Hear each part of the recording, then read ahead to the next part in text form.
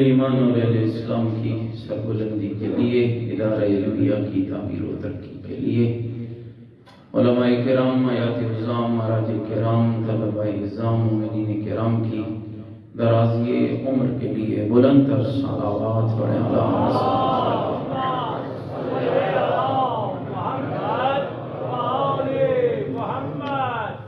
وہ علماء، وہ مراجع، وہ حیات نظام، وہ مومنین جو خدمت دین کرتے رہے آج ہمارے درمیان موجود نہیں، ان سب کی بلندی درجات کے لیے بلند تر صلوات پڑھیں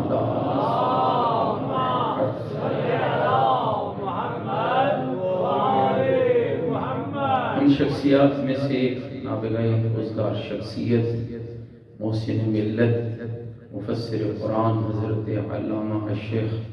محسن علی نجفی علی اللہ مقامہ، خدا ان کے درجات بلند فرمائے اور ہمیں ان کے نقش قدم پر چلنے کی توفیق عطا فرمائے، اور وہ جو علمی ورثہ چھوڑ گئے ہمیں اس کی حفاظت کی توفیق عطا فرمائے۔ ان دعاؤں کی قبولیت کے لیے بلند تر صلوات پڑھیں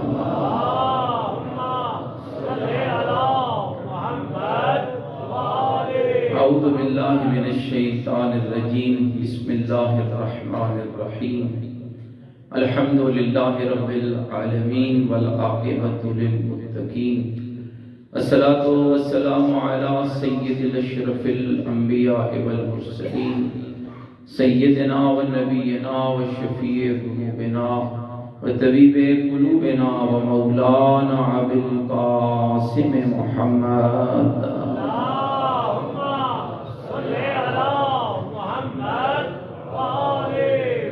وآلہ الطیبین الطاہرین المعصومین ولعنت اللہ علی اعدائہم ملعونین، اما بعد فقد قال الحکیم فی القرآن المجید وقولہ الحق وهو اصدق القائلین، بسم اللہ الرحمن الرحیم، لو انزلنا هذا القرآن على جبل لرأيته خاشعا متصدعا من خشية الله، بلند تر صلوات پڑھنا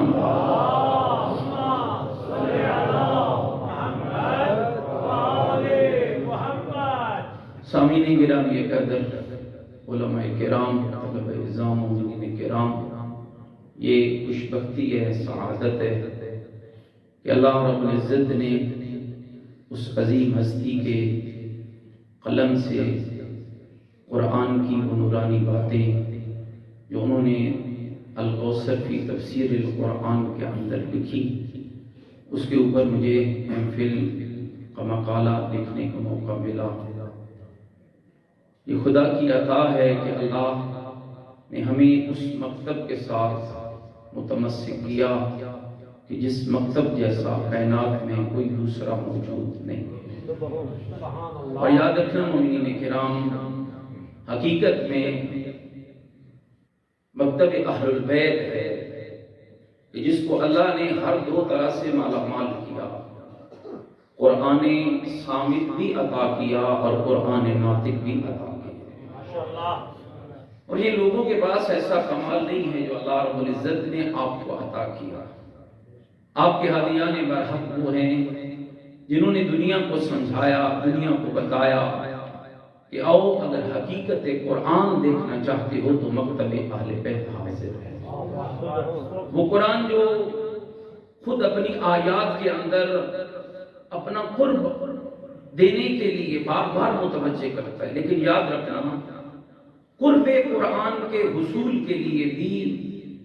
ان ہستیوں کا ہونا ضروری ہے جو قرآن اتنا آسان کر کے تمہیں سمجھائیں کہ وہ قرآن تمہیں نظر آئے کہ اللہ ہم سے چاہتا کیا ہے، اللہ نے کیوں اس کتاب کو ہم تک بھیجا۔ اور میری چند آیات ہیں، ان کے بعد پھر اپنی بات کو آگے لے جاتا ہوں۔ خود فرمایا پروردگار نے قد جاءکم من اللہ نور و کتاب مبین، اللہ کی طرف سے تمہارے پاس نور اور کتاب مبین آئے،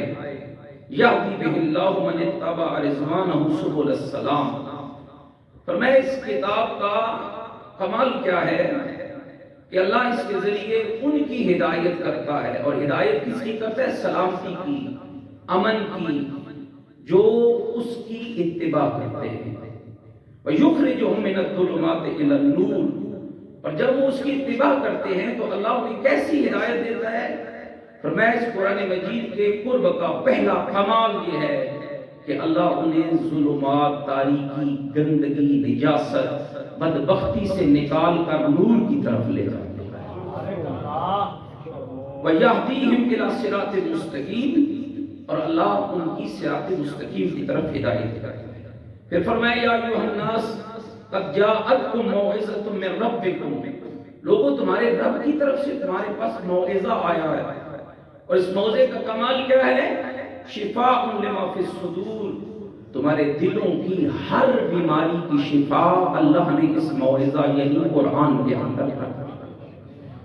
وَرَحْمَةً لِّلْمُؤْمِنِينَ وَهُدًى وَرَحْمَةً لِّلْمُؤْمِنِينَ، اور یہ قرآن ہدایت ہے اور رحمت ہے مومنوں کے لیے۔ اور پھر قرآن خود اپنی طاقت کا اندازہ کرتا ہے۔ سورہ مبارکہ حشر کی یہ خوبصورت آیت جس کو میں نے سرنامہ کلام قرار دیا، لو انزلنا هذا القرآن على جبل لرأيته خاشعا متصدعا من خشیۃ اللہ، ہمارا قرآن اتنا طاقتور ہے، اگر ہم نے پہاڑوں پہ نازل کیا ہوتا تو پہاڑ بھی خوف الہی سے ریزہ ریزہ ہو جاتے۔ کیا عظمت ہے زہرا کے بابا کی، جس قرآن کے وزن کو پہاڑ نہیں برداشت کر پایا۔ نزل به روح الامین علی قلبک، حبیب ہم نے وہ قرآن تیرے دل اور تیرے سینے پہ اتار دیا۔ اب پھر چیلنج دیکھیے قرآن مجید کا، قرآن مجید خود چیلنج کرتا ہے، قل ان کنتم فی ریب مما نزلنا علی عبدنا فأتوا بسورۃ من مثلہ، اگر تم شک کرتے ہو ہمارے اس کلام پر جو ہم نے اپنے بندے مصطفیٰ پر اتارا تو اس کی مثل کچھ لا کر دکھاتے ہو۔ بعض آیات میں یہاں تک حکم ہوا جنوں انسانوں کو اپنے سارے مددگاروں کو اکٹھا کر لو۔ میں کہتا ہوں دنیا قرآن کا کیا مقابلہ کرتی؟ سب سے مختصر سورہ قرآن مجید میں سورہ مبارکہ کوثر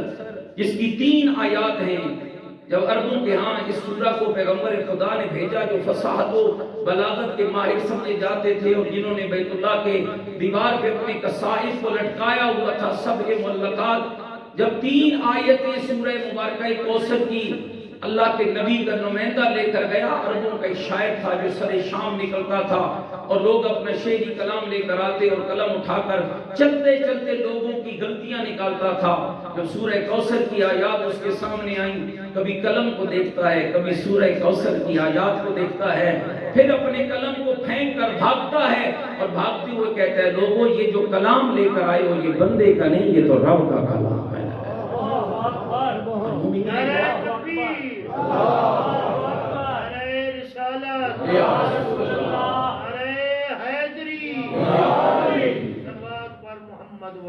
اللہم صلی علی محمد و آل محمد، جس کے بارے میں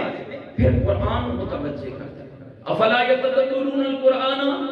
ام علی قلوب اقفالها، قرآن میں تدبر کیوں نہیں کرتے، غور کیوں نہیں کرتے؟ کیا تمہارے دلوں میں تالے لگ چکے ہیں؟ اور پھر آپ کے معصوم نے فرمایا تعلموا القرآن فإنه احسن الحدیث، قرآن سیکھو، قرآن پڑھو، قرآن کی تعلیم حاصل کرو، اس لیے کہ سب سے بہترین گفتگو اللہ کے قرآن کے اندر موجود ہے۔ تفقہوا فیہ، اگلا جملہ مولا امیر کا سننا، تفقہوا فیہ فإنہ ربیع القلوب، قرآن میں تفقہ کرو، غور کرو، سوجھ بوجھ پیدا کرو، اس لیے کہ قرآن تمہارے دلوں کی بہار ہے۔ پھر فرمایا وَاسْتَشْفَعُوا بِنُورِهِ فَإِنَّهُ شِفَاءُ الصُّدُورِ، قرآن کے نور کے ذریعے شفا مانگو، اس لیے کہ اللہ نے قرآن کے اندر سینوں کی شفا رکھی ہے، دلوں کی شفا رکھی ہے۔ وَأَحْسَنُ تِلَاوَتَهُ، اور قرآن کی تلاوت اچھے طریقے سے۔ میں ایک چھوٹا متوجہ کرنا چاہوں گا، چھوٹی سی بات، ہم قرآن پڑھتے ہیں نا، پارہ ختم کرنا ہے، قرآنی پہ ہم نے ختم کرنا ہے اس پارے کو جلدی جلدی، پارہ ختم کرنا مقصود نہیں ہے، اللہ اکبر، صحیح قرآن پڑھنے کا ثواب ہے۔ مولا امیر نے کیا فرمایا؟ وَأَحْسَنُوا تِلَاوَتَهُ، قرآن کو اچھے طریقے سے پڑھو، فَإِنَّهُ أَنْفَعُ الْقِصَصِ، اس لیے کہ قرآن کے جو قصے اور واقعات ہیں وہ تمہارے لیے نفع بخش ہیں۔ مومنین کرام، خالق کائنات نے انسان کو روح اور بدن سے مرکب عقل سلیم اور قوت گویائی کی نعمات سے مالا مال فرما کر موجودات عالم میں منفرد اور ممتاز مقام عطا فرمایا۔ جس طرح بدن کو اپنے ہی اعضاء کو تقویت اور ارتقاء کے لیے خوراک کی ضرورت ہوتی ہے، اسی طرح روح کی بلندی اور تازگی کے لیے زہد و تقوی سے ملبوس ہو کر علمی تفکر کے میدان میں اترنا پڑتا ہے۔ روحانی تسکین اور معرفت کی بلندیوں سے فیض یاب ہونے کے لیے آیات قرآنی پر غور کرنا، اس کے رموز حقائق کو سمجھنا، فرمودات الہی پر عمل پیرا ہو کر اپنی زندگی گزارنا آخرت کی کامیابی کا باعث ہے۔ اس میں کوئی شک نہیں کہ قرآن مجید اسلام کا حقیقی آئین و دستور ہے۔ دنیا کے ہر طبقہ اور ہر نسل کو اپنی استعداد کے مطابق اس سے استفادہ کرنا چاہیے۔ چنانچہ حضرت امام علی رضا علیہ السلام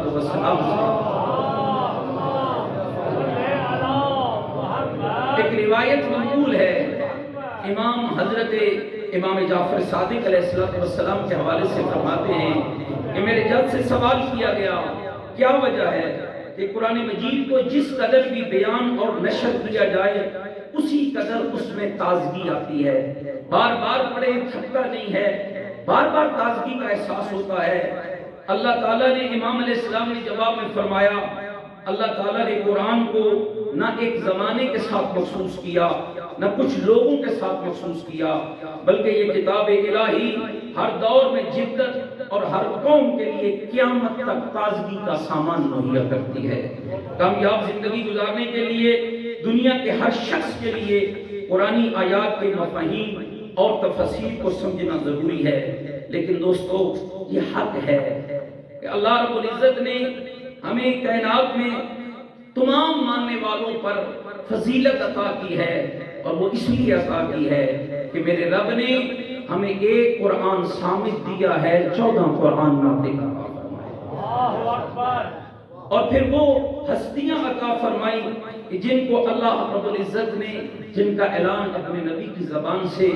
کئی الفاظ میں کروایا۔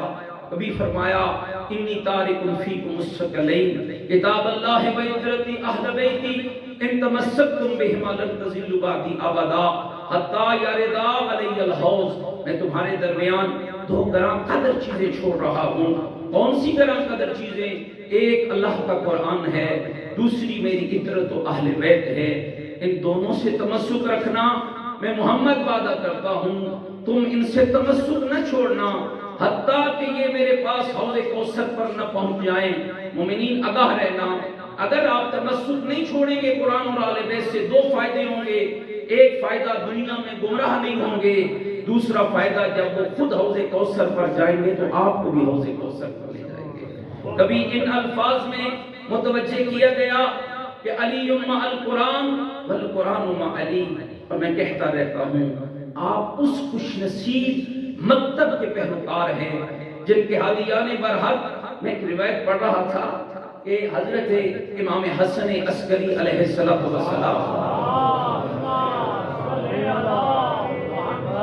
امام علیہ السلام مصلی پہ بیٹھ کے تفسیر قرآن لکھتے تھے۔ یہ عزت اللہ نے آپ کے ہادیوں کو عطا کی اور ان کے ذریعے آپ کو عطا کی ہے۔ جب امام تفسیر لکھتے لکھتے تھک جاتے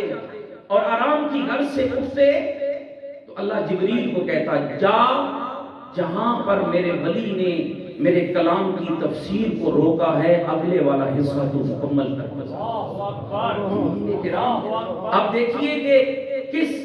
راستے سے اللہ نے ہماری ہدایت کے لیے کتنے پاکیزہ سامان مہیا کیے۔ اور پھر مومنین کرام بالکل اسی طرح میرے رب نے اس زمانے غیبت میں ہمیں حجت خدا امام زمن یوسف زہرا کے پاکیزہ سائے میں پروان چڑھنے والی، جن کی زبان و کلام پر معصوم کی تائید اور نصرت امام موجود تھی، ایسے علماء، ایسے مفسرین، ایسی نابغہ روزگار شخصیات عطا کی، جو کبھی شیخ طوسی کی صورت میں، جو کبھی علامہ طباطبائی کی صورت میں، جو کبھی امین الاسلام ابو علی فضل ابن حسن کی صورت میں، جو کبھی علی ابن ابراہیم قمی کی صورت میں، اور اگر اس دور کی بات کی جائے تو مفسر قرآن حضرت علامہ الشیخ محسن علی نجفی کی صورت میں اللہ نے وہ ہستیاں عطا کی کہ جن کے علم کے ذریعے اللہ ہمیں اپنے قرآن کے قریب کرنا چاہتا ہے۔ حضرت علامہ الشیخ محسن علی نجفی، دل دکھتا ہے، آنسو چل پڑتے ہیں، جسم میں کپکپی ہوتی ہے۔ میں اپنے موضوع کو روک کر یہ جملہ کہنا چاہوں گا، یہ کیفیت ہے جب کبھی تصور آتا ہے کہ قوم پہ مشکل آئی تو پھر کیا بنے گا۔ شیخ محسن علی نجفی بہت یاد آتے ہیں، بہت یاد آتے ہیں، جن کی یعنی یہ بزرگان کے جملے ہیں۔ قائد محترم نے کہا، اور اگر حقیقت دیکھی جائے تو سب سے بڑا نقصان تو ان لوگوں کا ہوا ہے جو دین کے لیے کام کر رہے تھے اور ان پر سایہ محسن علی نجفی بنے۔ مومنین کرام، میں ایک جملہ عرض کرنا چاہوں گا، موت پر حق ہے، ہر کسی نے جانا ہے، ہم نے بھی جانا ہے، لیکن یہ خیال رکھنا ان ہستیوں کی قدر کرو۔ اللہ جب ناراض ہوتا ہے تو نعمتیں واپس لے لیتا ہے۔ کہیں ہماری کسی کوتاہی کی وجہ سے اللہ کوئی ایسی نعمت ہم سے نہ لے لے۔ میں یہ نہیں کہتا کہ ہم نے کوئی کوتاہی کی ہے، موت پر حق ہے، ایک دن جانا ہے، لیکن ممکن ہے کوئی ہماری ایسی غلطیاں ہوں کہ اللہ چاہتا تو وہ اور بھی ہمارے اندر رہ سکتے تھے۔ اللہ جو بزرگان اس وقت موجود ہیں ان کا سایہ ہمارے سروں پہ قائم و دائم رکھے۔ 1943 میں سکردو کی اس سنگلاخ پہاڑیوں کے دامن میں منٹھوکا قبلہ کا جو گاؤں تھا، منٹھوکا، اس کی وادیوں میں مولانا محمد حسین جان رحمت اللہ علیہ کی گود میں پیدا ہونے والا یہ بچہ کتنا بڑا مفسر بنا، کتنا بڑا عالم بنا، اس کا اندازہ ان کی 10 جلدوں کی اس تفسیر کو پڑھ کے کیا جا سکتا ہے کہ یہ بندہ کتنا رب کے اور معصوم کے قریب تھا۔ جیسا کہ آپ قبلہ جوادی صاحب سے میرے موضوع کا ایک خاصا حصہ جوادی صاحب قبلہ نے بیان کر دیا، لیکن کچھ باتیں میں عرض کرنا چاہوں گا۔ دوستو، پہلی جو ایک عجب خلش ہے، ہمارے لوگ متوجہ نہیں ہیں۔ ہم دنیا کے ہر مضمون میں آگے بڑھ رہے ہیں، قرآن اور آل بیت کے علم تشنا ہے، ہمارے بچوں کو پتہ ہی نہیں ہے۔ اس وقت یونیورسٹیوں میں لوگ اپنے ایسے بندے پہ بھی کام کر رہے ہیں کہ جس کے پاس کچھ نہیں ہے، اور ہم ایسی ہستیوں کو بلا بیٹھے ہیں۔ میں سمجھتا ہوں یہ میرے لیے فخر کا لمحہ ہے، یہ میری عزت ہے، یہ میری نجات ہے کہ میں نے اس ہستی کے علمی کام کو یونیورسٹی کے اندر جا کر دنیا کو بتایا کہ قرآن کا معیار کیا ہوتا ہے اور قرآن کی تفسیر کیا ہوتی ہے۔ اب حیران ہوں گے، یہ دو سال کا پروسیجر ہوتا ہے، ہمیں تھوڑا 3 سال لگ گئے۔ اس میں کئی بحث ہوتی تھی یونیورسٹی میں، قبول نہیں کرتے تھے۔ اب شیعہ ہیں، شیعہ تفسیر لے کر آئیں گے، ہاں شیعہ تفسیر لوگوں کے ذہنوں میں خدشات، جیسے جواد سے قبلہ کہتے تھے، خدشات کے لوگوں کے ذہنوں میں کہ کیا کام ہوا۔ اور یقین جانے جب میں نے جا کر اپنے استاد کے ٹیبل پہ اس تفسیر کی ایک جلد کو رکھا، میں نے کہا جی میں اس پہ کام کرنا چاہتا ہوں۔ پہلے میں نے کہا کہ میں 2 تفسیریں مجھے دے دیں، ایک اہل تشیع کی، ایک اہل تشیع کی، میں اس پہ تقابلی جائزہ لیتا ہوں۔ نہیں، ہم تقابلی جائزہ نہیں، آپ کوئی اور کام کرو۔ میں نے شیخ صاحب قبلہ کی تفسیر جا کے ممبر پہ رکھی، ان کے ٹیبل پہ رکھی، انہوں نے پڑھی، کہا مجھے 1 ہفتہ دے۔ 1 ہفتے کے بعد میرے استاد سپروائزر نے مجھے کہا میں پسند کروں گا کہ اس تفسیر پہ آپ کام کریں۔ اور وہ اہل تشیع نہیں ہے، لیکن کہا کہ اس بندے کا کمال، اور آپ دیکھیے جن کی زبان اردو نہیں ہے، اتنا شائستہ کام، اتنا خوبصورت کام، اتنی خوبصورت باتیں اور اتنے خوبصورت انداز میں پہنچائیں، کہا کہ ٹھیک ہے ہم آپ کو اجازت دیتے ہیں کہ آپ اپنے اس تھیسس کے اوپر کام کریں۔ مومنین کرام، پھر اللہ نے مجھے توفیق دی کہ میں نے لگ بھگ 7 مہینے کی محنت سے جو وقت میرے پاس تھا، مجالس کا بھی ایک سلسلہ ہے اور دوسرے بہت سارے کام ہیں، تو میں نے اس تھیسس کو لکھا۔ جو میں بات ایک عرض کرنا چاہتا ہوں کہ جب میں وائبا کے لیے گیا، امتحان، آخری امتحان کے لیے جب میں گیا، تو میرا وائبا جس ایکسٹرنل ایگزامینر نے مجھ سے وہ وائبا لینا تھا، حالانکہ ایک ایک گھنٹہ لوگوں سے وائبا لیا جاتا رہا کہ 150-200 صفحے کی ایک تھیسس آپ نے لکھا ہے، اس کے اوپر آپ بتائیں کہ آپ نے یہ کام کہاں سے کیا، کہاں سے کیا، کہاں سے کیا۔ مجھ سے یہ سوال نہیں ہوا کہ آپ نے کتنے صفات کا لکھا ہے، آپ نے کہاں کہاں سے لکھا ہے۔ مجھ سے ایک سوال ہوا کہ آپ نے شیعہ مفسر کا انتخاب کیوں کیا، اور آپ نے شیخ محسن نجفی کی ہی تفسیر کو کیوں چنا۔ تو میں نے کہا جی الحمدللہ میں خود بھی شیعہ ہوں، اور میرے لیے سعادت ہے کہ میں نے علامہ الشیخ محسن علی نجفی کی اس تفسیر کا انتخاب کیا جس پر میں نے اپنا مقالہ لکھا، تاکہ ہمیں بتائیں۔ ایک ہی سوال ہم سے کیا گیا اور 5 یا 7 منٹ میں نے اس کا جواب دیا۔ میں نے کہا شیخ صاحب قبلہ کی جو تفسیر کی خصوصیت ہے وہ بہت ساری تفسیروں میں نہیں ہے، اور وہ خصوصیت کیا ہے کہ شیخ صاحب کی تفسیر مسلکی نہیں ہے، کسی خاص فقہ کے لیے نہیں ہے، کسی خاص گروہ کے لیے نہیں ہے، کچھ افراد کے لیے نہیں ہے، کسی خاص قوم کے لیے نہیں ہے۔ شیخ صاحب کی تفسیر کا کمال یہ ہے کہ ان کی تفسیر ہر اس طالب علم کے لیے ہے جو قرآن سمجھنا چاہتا ہے، چاہے اس کا تعلق اہل تشیع کے ساتھ ہے، اہل تشیع کے ساتھ ہے۔ اور ابھی بہت سی باتیں آپ کی کلاس سے سن رہے تھے، تاکہ وہ کیسے آپ ایکسپلین کریں اس بات کو۔ تو میں نے کہا جی چونکہ میرا جو موضوع ہے وہ ہے الکوثر فی تفسیر القرآن کے مآخذ کا تجزیاتی مطالعہ، جس کا سادہ معنی سمجھا دوں۔ معنی یہ ہے کہ شیخ صاحب نے اس تفسیر کو جو عکس کیا، کہاں سے کیا، کون کون سی کتابوں کے ذریعے اس تفسیر کو انہوں نے آگے بڑھایا۔ تو میں نے کہا جی ہمارے شیخ صاحب کا کمال یہ تھا کہ انہوں نے مین، یعنی اور بہت سے حوالہ جات تھے، لیکن مین جو شیخ صاحب قبلہ کی 10 جلدوں کا کمال تھا،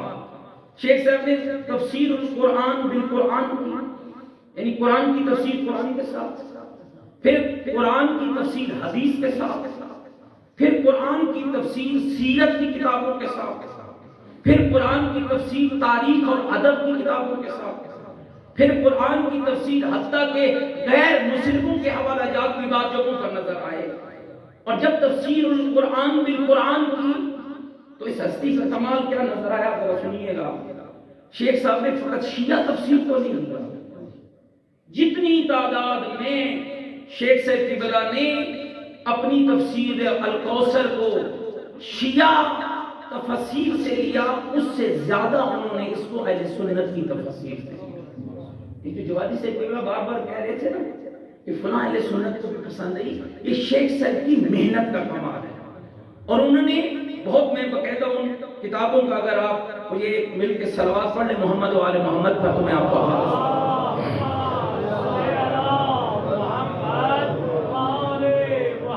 اہل تشیع کی تفسیر میں تفسیر امی جو 1365 ہجری میں شائع ہوئی، علی بن ابراہیم امی رحمۃ اللہ علیہ کی تفسیر، مجمع البیان فی تفسیر القرآن امین الاسلام ابو علی فضل ابن حسن طبرسی کی تفسیر، المیزان فی تفسیر القرآن علامہ طباطبائی 20 جلدوں پر جو مشہور تفسیر ہے، تفسیر عیاشی محمد ابن مسعود عیاش تمیمی کی تفسیر، البیان فی تفسیر القرآن محمد ابن حسن توسی کی تفسیر، تفسیر نمونہ جس سے تو آپ سارے واقف ہیں، جس کو ایک پوری جماعت نے لکھا ہے، حضرت آیت اللہ ناصر مکارم شیرازی کی زیر نگرانی۔ اسی طرح تفسیر صافی جس کو مولا محسن فیض کاشانی نے لکھا، تفسیر فرات کوفی۔ یہ وہ مین تفسیریں ہیں جن کے اندر سے شیخ صاحب نے اپنی تفسیر کو کنیکٹ کیا، اور یہ بات میں نے اپنے تھیسس کے اندر واضح۔ آگے جب پڑھے تو اہل سنت کی کون کون سی تفسیر تھی، ان میں سب سے پہلے